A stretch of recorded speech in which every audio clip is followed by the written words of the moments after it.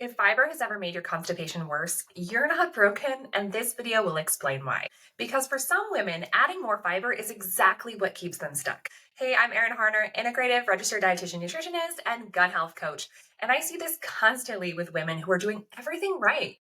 They add fiber, they drink more water, they buy the supplements, and instead of getting better, they feel more bloated, more backed up, and more uncomfortable. So let's talk about why that happens. The most advice assumes constipation equals low fiber.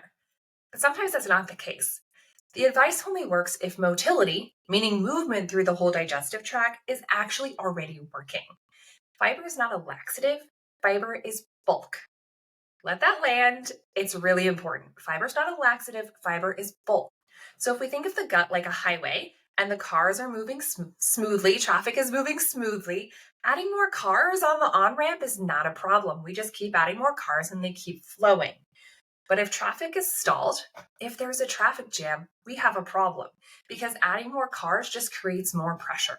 It adds more backup, more frustration, and it doesn't work. It makes problems worse, not better. So remember that fiber adds bulk. It's like adding more cars to the traffic jam or adding more cars to a highway that's already flowing freely. Bulk plus slow motility equals pressure. That's the entire issue. And that's why if you've added fiber and it hasn't worked for you, you probably have some slow motility going on, and that needs to be addressed first. The order really matters a lot. So when motility is slow, food tends to sit around longer than it should. Everything is moving slowly. This causes fermentation in the gut, the small intestine, the large intestine to increase. So when fermentation increases, gas starts to build because all those microbes digesting that slow-moving bulk produces a lot of gas. And as the gas builds, bloating tends to worsen. And when that happens, you still don't go to the bathroom. You just feel uncomfortable. But you think, okay, I need to add more fiber because everything's moving too slowly. But what your gut actually needs is movement, not more bulk. Okay, so here's the reframe here. Don't add more to a system that's already not moving. Okay, that's like the first step. Constipation that doesn't respond to fiber is usually not a fiber problem. It's a motility problem, and those are very different.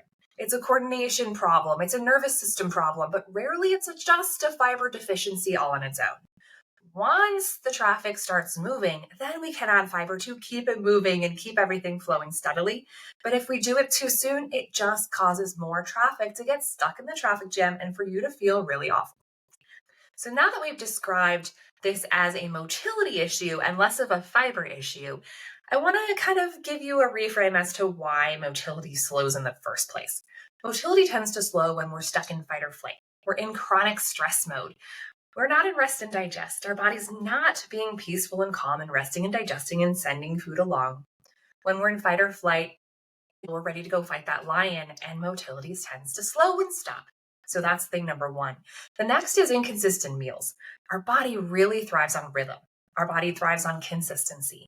And when we're skipping meals, eating erratic meals all over the place, big meals, small meals, and there's no consistency or predictability, that also tends to slow motility. And this gut rhythm that we're talking about also ties into circadian rhythm. So it also leads into things like poor sleep, going to bed at a different time, waking up at a different time every day. It's almost like you're shifting time zones on a daily basis when you don't have a fairly consistent within about a 30-minute window of when you wake up and when you go to bed at night. So predictable rhythm has to do with our body's own rhythm and also our circadian rhythm, which is tied to the light and our sleep-wake cycle. So that certainly affects motility as well. Also, I see this so many times in women who are dieting or under eating, skipping meals, not eating enough at meals, not eating enough healthy foods, not eating enough protein, not eating enough healthy fats. This can also slow motility. Also, if the gut's been irritated for a long time, sometimes motility can slow. The body's like, whoa, don't put this food into the colon or into the small intestine because I'm super inflamed. So that can also slow motility. Motility also is dependent on the microbes that are actually in the gut. So if we have microbes in there that are causing a lot of methane fermentation, for example, that can slow motility. So motility is dependent on a lot of different things. And I'll just point out here that none of the things I just listed are fiber. So this is why adding more fiber, adding more force, adding more bulk to a system that's slow rarely works long term. We've got to do everything in the right order. And that's what I do in my gut rhythm reset. So let's talk about what helps instead. So first we need to focus on rhythm, okay? Regular meals at regular spaced intervals, calmer nervous system input. Rest and digest when we eat versus fight or flight, running, eating in the car, eating at your desk while you're working, eating on the phone. We need to be in rest and digest for our body to actually work well and our digestive system to work well. We need to incorporate some movement, especially in the morning, to get things moving and flowing. A lot of our digestive system depends on our body actually moving. If we're sitting down all day at a desk, especially in this position in a chair, it is not so good for motility. So, getting up and walking around regularly, moving in the morning, light stretching, light yoga, light walking, any of those can be immensely beneficial to motility. Also, it's really helpful to have go time or consistent bathroom timing. Our body often wants to have a bowel movement immediately after a meal or first thing in the morning. So, if we're rushing and we're not giving our body an opportunity to actually go to the bathroom, that's going to slow motility. We're going to need to go, but we're resisting those urges or we're not listening to our body's need to go to the bathroom. Also, hydration is so important. If we don't have enough water in our system, water and electrolytes, it's not just water. If we don't have sufficient electrolytes, things like sodium and potassium, we can't have adequate hydration. And if our body's not adequately hydrated, everything's going to kind of get dried up and hard, and that is certainly going to slow motility. So, the key here I want you to remember is motility before fiber. Get things moving before we add bulk. Bulk help keeps it going, but it doesn't get it started. So, we've got to solve one problem before getting to the next. So, once movement improves, once motility improves, fiber becomes super helpful instead of painful. We actually get the benefit of the bulk and the benefit of the fiber instead of just the bloat and the gas and the icky feeling in your gut.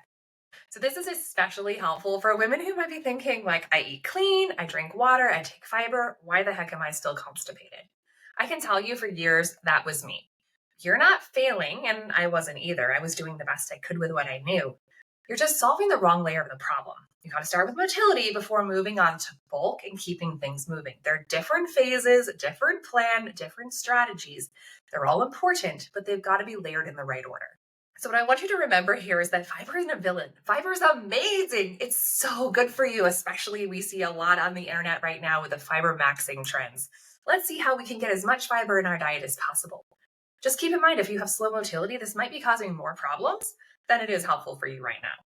So it just needs the right context to work. If this resonates with you and you want help understanding your pattern, take my gut clarity quiz. I've linked it below. It'll help you figure out what the next step is for you, whether it's motility, support, calming inflammation, or something else entirely. And if this was helpful, make sure you're subscribed, and I'll see you in the next one.